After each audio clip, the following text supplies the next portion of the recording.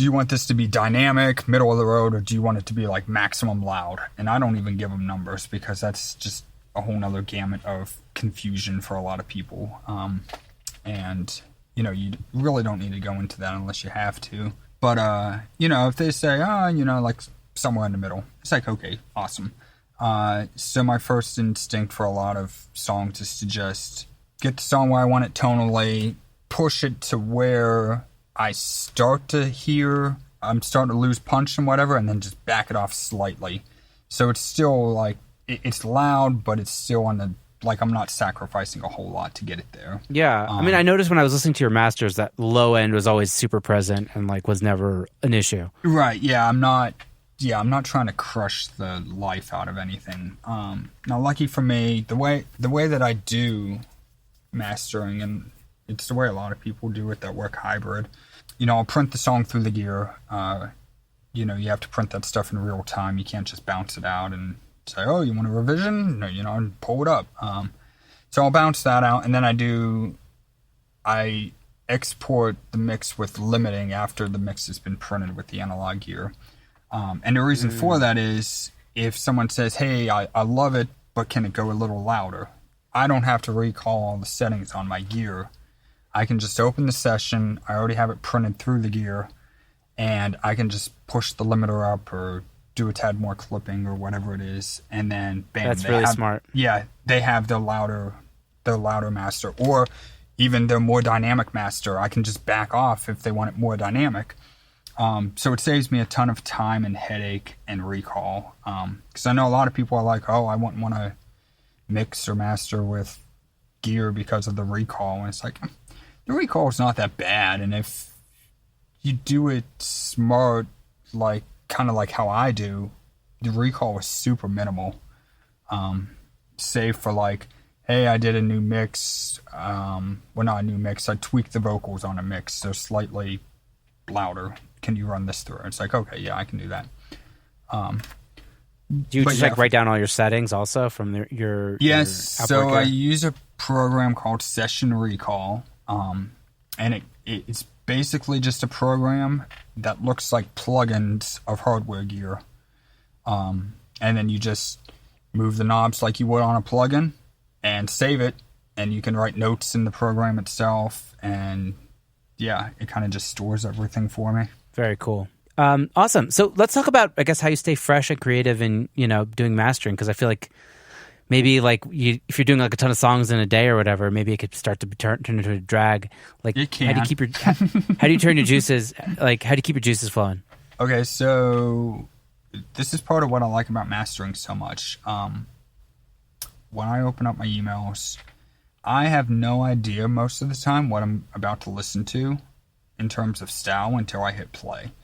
So, you know, it's cool. It's fresh all the time. It's like, oh, okay, I'm gonna do a country album this week. Like, all right, you know, let's do that. And then literally, I can go straight into like rap or metal. Like, it's all over the board, and I love it because that's kind of how my music taste myself is. I listen to so much different music. And maybe it's my short attention span. It's like I always want something different. I always want to be, you know, inspired by something. So yeah, listening to all this different stuff all the time is great. If I had to, I know a lot of people niche down into like mixers, for example. Like, you know, you might be the hottest pop producer or mixer and you do pop music all the time. I would imagine after a while it would get kind of draining and boring because you're doing the same style of music all the time. So I do like the freshness that brings. For long days, long sessions, I can, like, I won't push through it. If I gotta step away, you know, I'll hop on my bike and go for a bike ride, or I'll go outside and get some fresh air or something. Breathing all this insulation is probably not super healthy anyways, so the fresh air is good for me. Good call. But yeah, so anything I can do to like just give my ears a break too. Like 15 minutes is usually good, 15, 20 minutes, and you know, I come back to it and feel recharged. Love it. So, as I'm sure, like mastering engineers are notoriously, are notorious for working with a ton of clients and have a ton of things coming in at once. How do you keep yourself organized and staying on top of it all? That's a great question. If you looked at my life as a whole, you would probably also ask, how do you keep yourself organized? Because I got so much stuff. I got so much stuff going on. Dude, I'll be honest. There's been times where I have completely forgot about something, and to this day, everyone's been super cool about it, but they're like, hey, did you listen to that song yet? It's like, oh my goodness, I'm so sorry, dude. Give me 15 minutes. I'm going to go do that now. But I won't open an email if I know there's a song in there I have to do. So a lot of people are hitting me up on Facebook, through Messenger. And I always tell everyone, it's like, please send it to me through my email, because you're going to send it to me on Messenger and then we're going to talk for a bit. And then I'm going to completely forget that you sent me a song through this thread. If you send it to my email, I have it there. When I get to my studio computer, I'm going to pull it up, see I have a song in my email, and then know, great, now I got the song to do, or this album to do, I'll go into PayPal, I'll invoice. That's the only way I keep things super organized, is just having things coming in through one channel. And again, I know if I have, like, let's say I got 6 songs that come in, for the day or whatever, I'm only going to respond to those emails as I have them, like, in terms of, I'm not going to read it if it's a song that was sent to me, or it may get forgot about. There's probably better ways to keep organized than that, but it's what works for me currently, and, it's just how I keep on top of everything that I have going on, both with music work itself and life itself. It's like I can't have too many tasks open at one time where it's just like I'm gonna forget about something. Yeah, I'm not perfect. I guess the important thing that you're saying, I guess, is you take a method and you stick with it. Yeah. Try to. Consistency there. Yeah, I feel like I'm always trying to find better ways to be organized, and then I just drop the ball because I don't stick with that new method. Right. I can feel that. I'm always talking about how I could be better organized. I've talked about getting a whiteboard in my wall and having just 7 days, a week on there, and then writing projects and names on there. And it's like, I know what would happen. That would last for a week, and then those same names and same projects would be on that whiteboard for an entire year. Yeah, that happened to me, man. So it would never get updated. Yeah.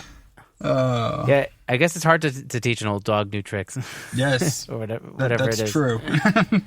Yeah. Or it's hard to I did this one, I overhauled my whole receipt organization thing with somebody a year and a half ago. And he overhauled it so hardcore with me that I just had to go into it. And now I use it still every day. Oh, and what's this for? I had just keeping all my business stuff tracked. Yeah.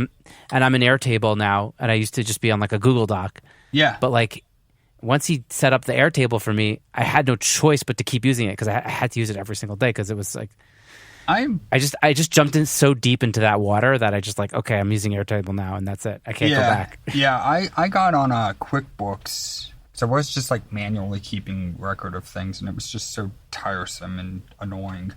But I got in QuickBooks a while back, and it's okay, this is awesome because it links with my PayPal. I send all my invoices with PayPal. So it kind of just keeps everything together. That helps out a lot, especially on tax season. Although last year, I think I had let a month or so go and I never updated anything. And it's it's tax time. I need to update things. Someone's going to pull an all-nighter or something. Yeah, I think there was a night or two that I did nothing but just paperwork, and I'm this is the worst part about running a business. Absolutely. Absolutely. Nobody likes this stuff. Yeah, totally.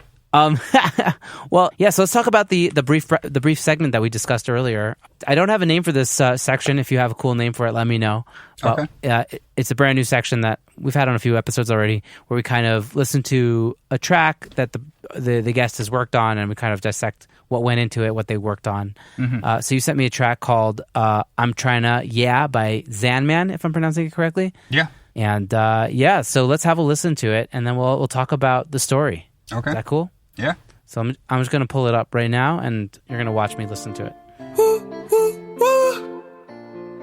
I'm talking my shit. I got my stick. You're not gon' click. If a nigga don't know me, then he better know. I got a paper cut as far as the shredder go. They say he had a hide, nigga ass having cold. My nigga used to cook dope, get a better stove. I got a new Gucci code, this ain't fashion, no. She said she wanna settle down, I can drag her so. Plain Jane on my wrist with a pad to go. I hit a bit in the trap with a magic go. Big Zan always gon' talk shit, yeah. Stick in the party like who started it, yeah. Big 40 on me, now you targeted, yeah. Don't get a feature, I ain't logging it. I'm trying, yeah. I'm trying, yeah. I'm trying, yeah. I'm trying, yeah. Struggle like, yeah. Hit it like, yeah, I'm trying, yeah, I'm trying, yeah, I'm trying, yeah, I'm trying, yeah, I'm trying, yeah, I'm trying, yeah, struggle like, yeah, hit it like, yeah, I'm trying, yeah, I'm trying, yeah. Ooh, I been caught that friend in my Highland. Hold up, Get a bad and want some Louis now. Christian Dior Louis now. Got a Cartier frame and a Louis pouch. Got a bad bitch with a whole booty. Got a bad bitch coming in my house, yeah. You got all the money, nigga, kick it out, yeah. Hey, you got a boyfriend, I do not care. Baby, off your back, put it in your mouth, yeah. We in that together, baby, I'm just trying, yeah. Hit it from the back, let me pull on your head. Nigga in the kitchen like you could. All right, cool, man. Yeah, cool. It's not like a genre I listen to a ton, but it sounds pretty dope. Love the 808s. Yeah. Super fat sounding. Yeah, like we discussed prior to this, it wasn't a genre that I listened to either. But, you know, as I just talked about just a bit ago, that's kind of what's cool about mastering. It's like, I don't know what I'm going to get into until right, until you get in front of the opening some computer. emails. And it's like, okay, this is what's going on. All right, we'll do this. So what happened? What was the track like when it fell in your lap? Yeah, so I work with a ton of indie artists, a lot of indie artists and small producers and whatnot, which is cool. I love it. You know, I like talking to the people directly as opposed to like, you know, I'm not going to diss label work. Label work's awesome, but it's not always the same kind of interaction as what you have.